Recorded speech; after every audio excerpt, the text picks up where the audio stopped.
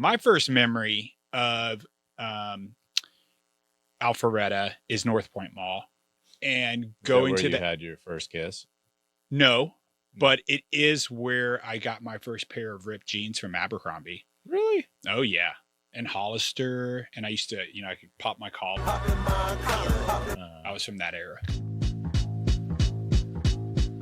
Welcome to ATL, All Things Local, the podcast where two Atlanta natives take a deep dive into the heart of Atlanta communities and neighborhoods.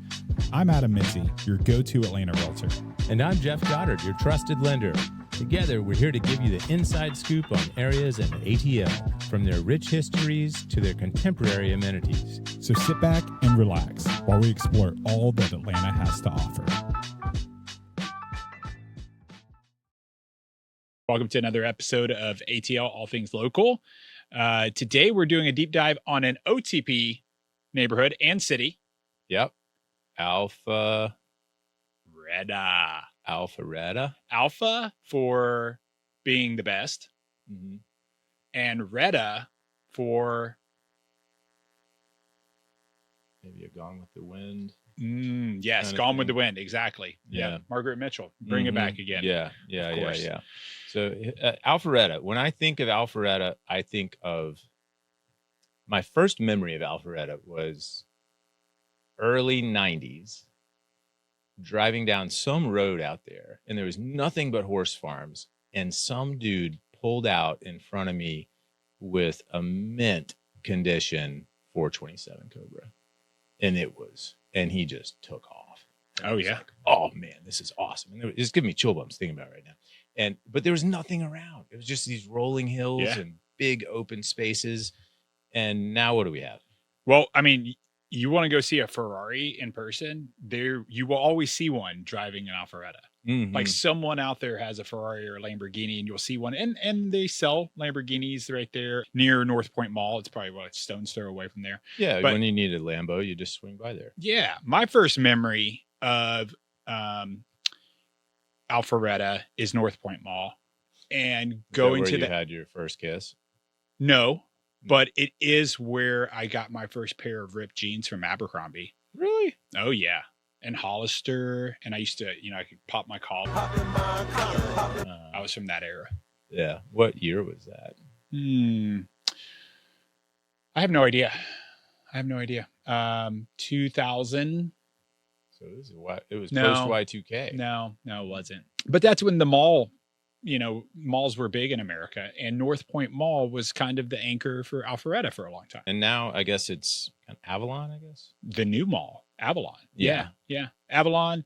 Downtown Alpharetta is super cute too. I mean, it's kind of got that old city charm, the classic downtown two-story hotels and stuff. Yeah, the brick buildings, that kind of look. It's super trendy. It feels like it kind of has this like northeastern city vibe to it, like almost like a New England thing. Like a New England thing, yeah. That it feels like it's like small town kind of feeling to it. So it's a very cute little downtown, and it's been established for quite a while.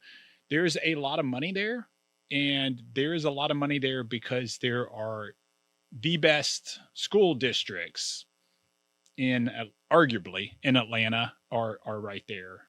Well, I think you had mentioned at some point that you feel like the wealth concentration there, or just the wealth vibe that comes with Alpharetta, was kind of based on the fact that you had these wealthy landowners with horse farms and all that kind of to start, if you will. Yeah, maybe. I mean, growing up, I grew up in Hickory Flat, which is a community just west, maybe a little northwest of Milton. Milton was always the place where they had all the equestrian farms. But fast forward to today, Milton High School is like 13-time repeating state champions at lacrosse. But it's just it goes hand in hand, I think, with just like the more affluent sports, if you will, being lacrosse and being the equestrian world, which I don't even know what I would call that. So way back when, it was Cherokee and Creek Native American tribes lived there, like most of Georgia, right? And they got pushed out. Trail of Tears moved west. That was what, early 1800s?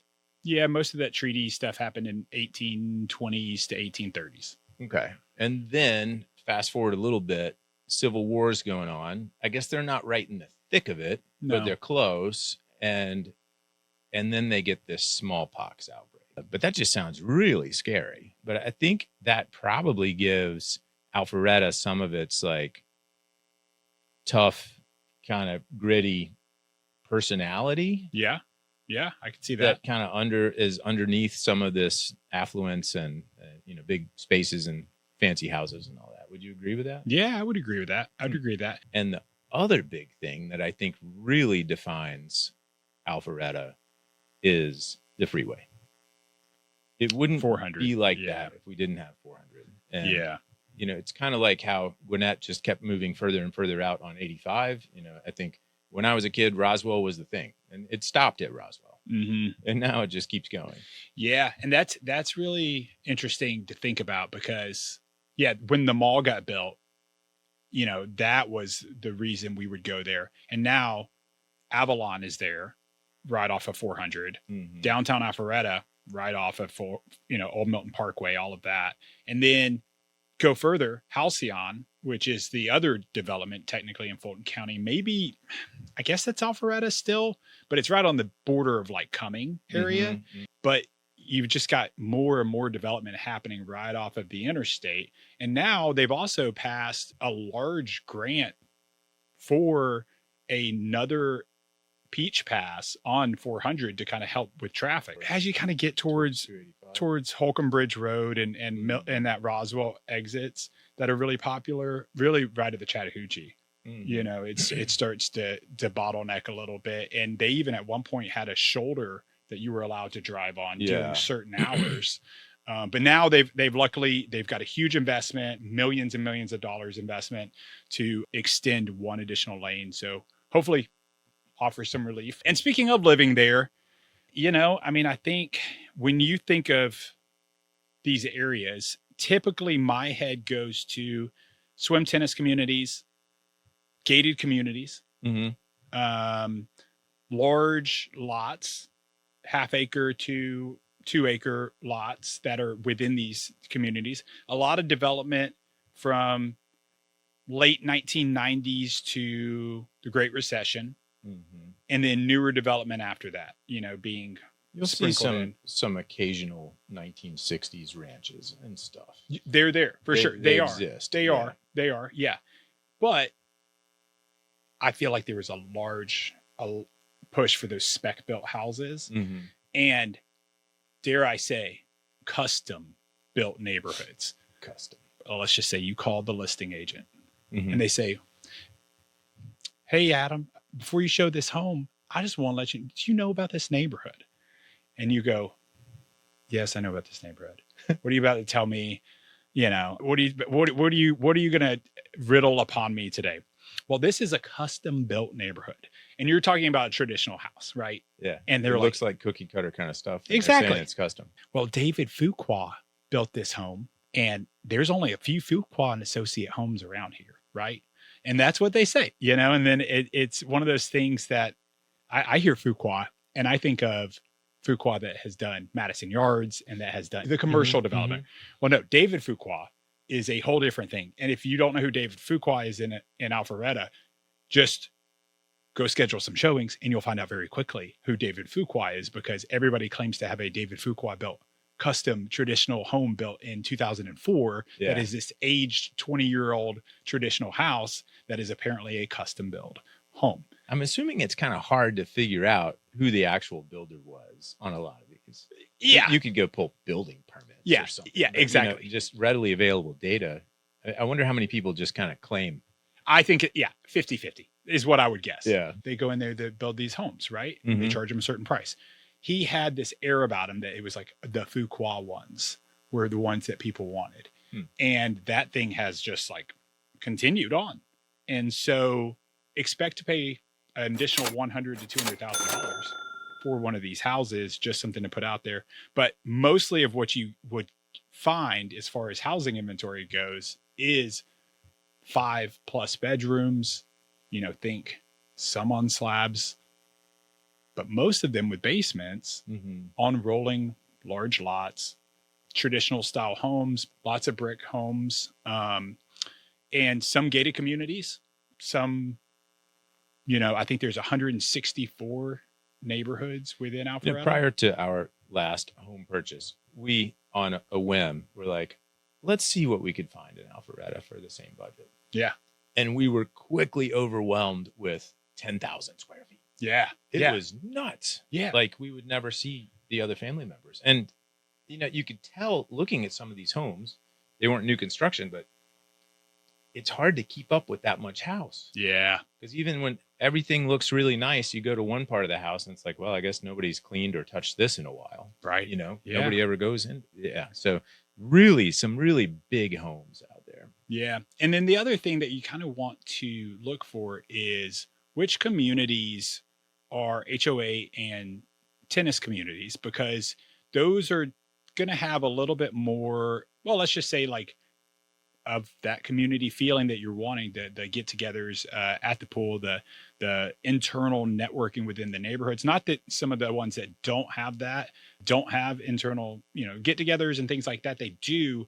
It's more so when you have that, you see kids biking to the pools all the time. You see, all of these things kind of happening that you kind of date back to an earlier time. It feels like you're back in the early 2000s sort of thing, Or with the that 80s. or the 80s, back when kids got out and played in the streets sort of thing. Yeah. Uh-huh. So they do have that feeling to it. It's really nice. And so, yeah, I mean, it's definitely a highly sought after area for families. So if you had to describe, say, the personality of Alpharetta historically versus today, if Alpharetta was a person, how would you describe it? Well, I would guess, in the early established years, it was a farmer. Farmer Joe was the person, right? And then it would move to probably like a local tradesman, and then an equestrian driven farmer, maybe. And then fast forward to like the 70s. Gosh, I don't even know what Alpharetta was like in the 70s. Well, how would you describe it today? I mean, today it's mostly... And maybe has it maintained its small town charm with all this growth? Yeah, to some degree. I mean, it's always been developed for the automobile, right? So like, you're not going to have necessarily the same walkability you would have in other neighborhoods if that's what you're looking for. But it does... Unless you're somewhere like Avalon. Yeah. If you lived in a townhouse right on Avalon, you could have some walkability, but that's only one development you're walking to. It's not, I mean, they do have a couple, the Alpha Beltway and the Big Creek Greenway. Yeah, we should definitely talk about that. Yeah, which are amazing trails. But ultimately, if it's a person today, I think of the demographic that probably lives there. And for that, you mostly, you are high income earners with families, I mean, that's really what you like the schools and it's built around the schools. Yeah. Lots of good schools. And yeah, it's a pretty safe place to live too. I think it's always ranked as like one of the safest neighborhoods or cities to live in the country. When I look at some place like Avalon, it kind of reminds me of a lot of other developments. Like if you had shown me a picture from the street in Avalon and told me it's the Battery, I would say, okay, yeah, I believe it. Yeah. Right. How do you think with those types of developments, kind of like how we saw the strip malls that were built in the suburbs in the 80s, and they all had very traditional things, and then give it a few decades, and now you've got ethnic restaurants and other types of things that didn't fit in that normal cookie cutter shell.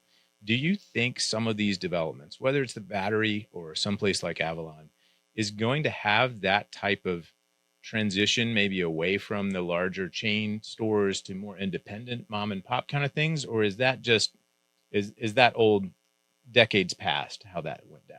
I think it's cyclical, right? Like, I think you're going to have the same thing happen in 20 years. The good thing about Avalon is they do have a lot of Atlanta restaurants there, things like, Gusto, like that's where I eat all the time. That's the only reason I ever go to Avalon is like lunch, Gusto, they do have Antico Pizza, which is good. So it sounds like some of the actual shops and restaurants are Superica there too. Oh yeah. So, not maybe necessarily chain. Maybe it's the architecture and the building style Yeah. that yeah. really But, makes it look like other places, but they have unique shops and restaurants. yeah, but you say not chain, but it kind of are Jenny's ice cream. It's those that have multiple locations It's around not Baskin Atlanta. Robbins, Yeah. but it's yeah. But it is regional sort of restaurant. So you do have a lot of the Atlanta restaurants, but the Atlanta like restaurants that, for instance, Superica, Fort Fry restaurant. Fort Fry owns, I don't know, 15, 20 restaurants. How many? I don't even know how many restaurants that person owns. But yeah, you do have, again, more chain stuff like Pottery Barn, Williams Sonoma, similar to what you would have at Pont City Market here. So Avalon kind of serves as that up there. Whole Foods Market is there as well. And then the other mixed use development is Halcyon, which we talked about. Further north. Further north. So you could still also be close to that. I'm going to take a little segue here. We've got a couple other people in the room with us. We've got Gavin Luca Harris running the sound and video, and we've got Gabrielle Rodes as the Peanut Gallery. Tell us, Peanut Gallery, what are we not mentioning about Alpharetta?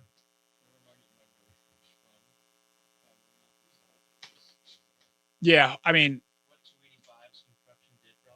so the question from Luca was, if he lives there, where does he go grocery shopping? Yeah, stone throw any direction. There's a Publix or a Kroger or a Whole Foods.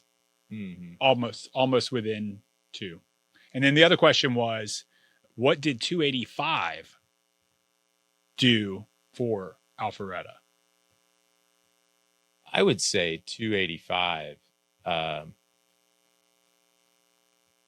probably had a bigger immediate impact on someplace closer like Roswell, I would think. I mean, obviously it had a bigger impact on things closer to Sandy Springs and Dunwoody, yeah. Yeah. But Georgia 400, I think, was the big impact. Yeah. And just prior to the interstate highways, there was just these vast spaces in the South that if you get off of, say, I-20 east of Atlanta and drive through the farmlands there, you're driving on the types of roads that you would have used to get all the way across the country. Yeah. Before the interstate system. And, just now we can hop in a car and be somewhere like Alpharetta, and that would have taken maybe 3 hours from where we're sitting right now to get there. Yeah. And who knows, if there's going to be a tractor in the middle of the road that's blocking your way for 30 minutes or something. Yeah. So good question, Gab. So I'll ask a question, which I'm kind of asking myself, so giving myself a little bit of a softball here. But the other side of that is, if you want to be active, where do you go to be active? And you have a plethora of places to run. Wills Park is probably the largest park that has a recreation center. They've got adult basketball, kids youth sports, basketball, that sort of stuff there. There's also several gyms that are in. There's Holbrook Park, I think is the name of it. What if you just want to sit and look at your phone and not go to the gym? Well, if you want to sit and look at your phone, you can go to mini parks. You could just stay home. You could stay home. You could stay home.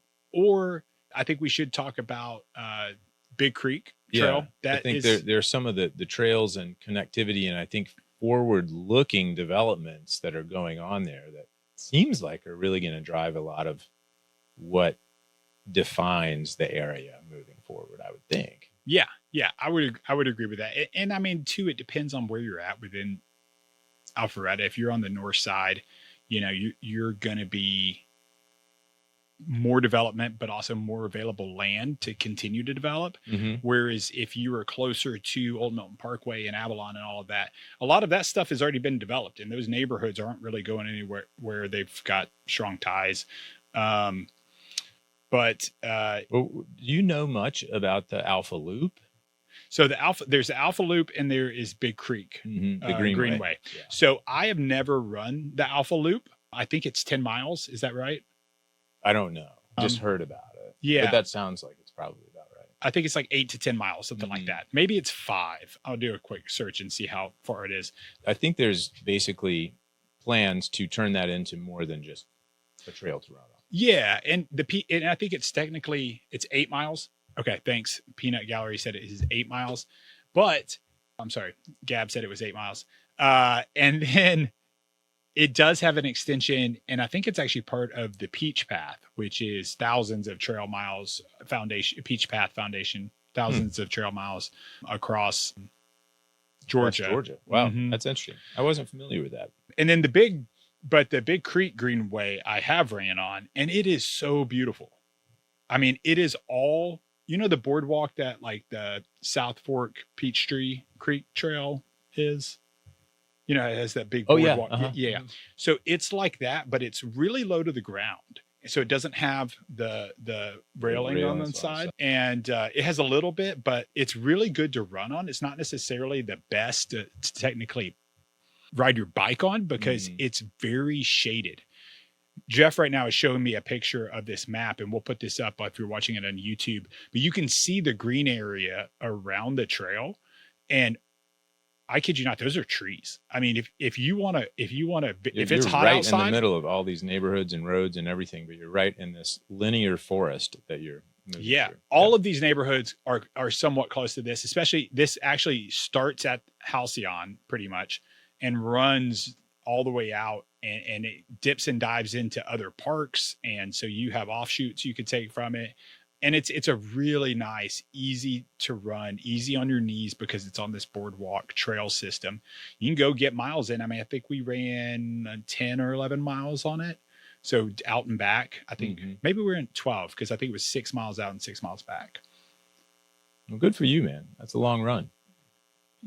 Just training for this race. Well, good luck to you with this first ultra run. I'm going to die. You'll be all right. But do you have to put like Band-Aids on to keep things from getting bloody? Yes, you have to put nipple covers on. That is so strange to me. Yeah. Well, luckily I'm watching this Ed Gein Monsters. Why don't you just take your shirt off? Because I have to wear a pack, and that would be way worse. So you're wearing a weight pack? I'm wearing it's called a Solomon. Well, it's Solomon's skin, advanced skin. It's like you put like your high energy goo and stuff in there. Yeah, and your bladder pack for water and all that. That's real cool, man. So we talked about the greenways and future development, and I mean, on this big Creek Greenway, there is a lot of development that's already around it. Do you think that's going to shift and change, and we're going to see things like we saw with the Beltline in the city? Or is it pretty well like it's going to be for a while? I mean, there's a lot of space around it still to continue to expand out and be close to it. Takes time, things like that, 5-10 year turnaround. The Beltline just turned 20 years old. I don't know if you realized that, but I did not. It was like last month or something like that. Beltline is 20 years old now, which seems crazy. It does seem crazy. So any closing thoughts on Alpharetta?